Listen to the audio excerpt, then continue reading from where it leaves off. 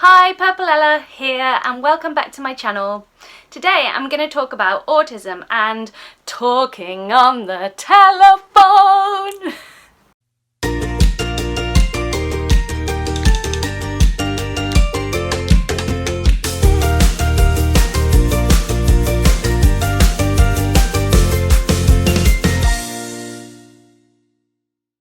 So, I really dislike talking on the telephone. I find it really difficult and I'd always prefer to communicate via text if I've got a choice. The reason that I find talking on the telephone difficult is because there are no physical clues for me to interpret the meaning of what the person is saying to me. So in real life, when I'm in a situation where I can see the person, although it is difficult for me to interpret the non-verbal cues that they are giving me because of the fact that I'm autistic, I'm still really trying to use them to inform me as to the person's meaning. So, for example, if someone is telling me something and they're looking really sad, I can tell that they're looking really sad and I can tell that what they're telling me is sad, and so on.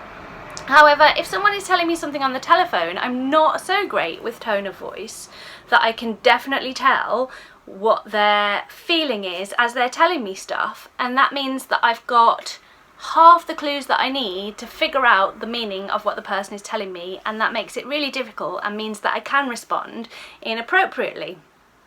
The other thing that is the main thing that I find difficult about talking on the telephone is that there are no clues for the rhythm of the conversation that we're having. So I admit I have a tendency to interrupt people, talk too much, or talk about a particular topic beyond the point where it is of interest to the person that I'm talking to. So in real life, I have learned to interpret the cues that the person is giving me that they might be bored. So even though this isn't instinctive to me, I have learned that if someone is looking away or sighing or not giving me like eye contact and enthusiasm, that means that what I'm saying might not be of interest to them and I should cut it short. But when I'm on the telephone, all I've got is silence because I'm talking, so I can just keep going and going until I've filled all of that gap. Ditto pauses in conversation. Pauses in conversation are much clearer when someone is in front of me. When someone is on the telephone, all I'm hearing is their voice, and then there might be a gap, and I'm like, am I supposed to respond? Am I supposed to fill this gap? Am I supposed to wait? Are they just thinking? It is completely impossible for me to tell when to talk, when not to talk, and for how long to talk about a particular topic, and what the tone of the conversation is. So it's basically like a kind of blindness that is really tricky, and then I end up just feeling, because I know all this and because I'm feeling the discomfort of this, I'm feeling really uncomfortable and I'm wanting to get off the telephone as fast as possible, which leads to me sounding potentially quite abrupt.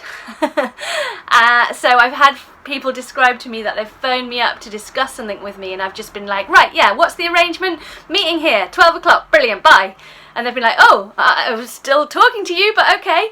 So that's kind of embarrassing, although the people in my life generally know me quite well and don't take offence when these things happen, which is lucky.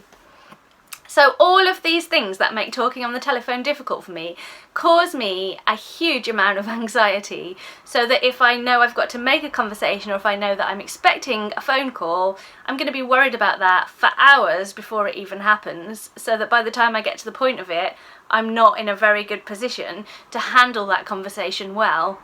So really, overall, I would much prefer to text people, because then not only am I given time to consider responses to what they're saying and to edit the responses until I'm satisfied that they sound how I want them to sound, but I can also use emoticons, which I love emoticons. They're so clear as to their meaning. So, you know, you've got an emoticon that has a smiley face, that means the person's pleased. You've got an emoticon that has a winky face, that means that the person is kidding. Or you've got an emoticon that is a sad face, and that means that the person is feeling sad. So really simple, much simpler than you're on the end of the phone, I have no idea how you're feeling, there's no emoticon to inform me, please let me get off the phone now.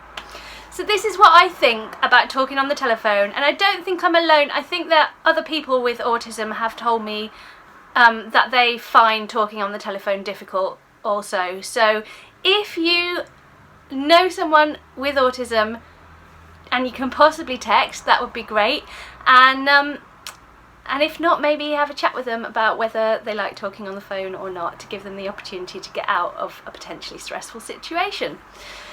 So I am Purple Ella, and I talk about lifestyle of an autistic family, which is my family.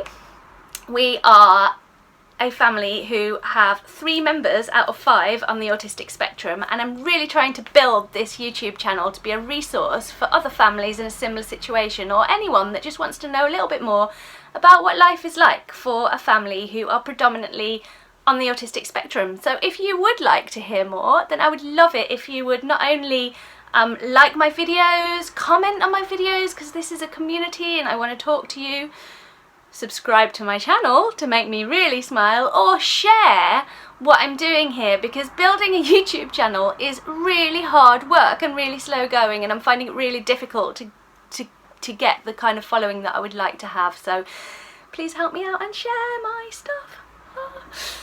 Anyway, hope you guys have a good day, and I'll see you next week. Bye!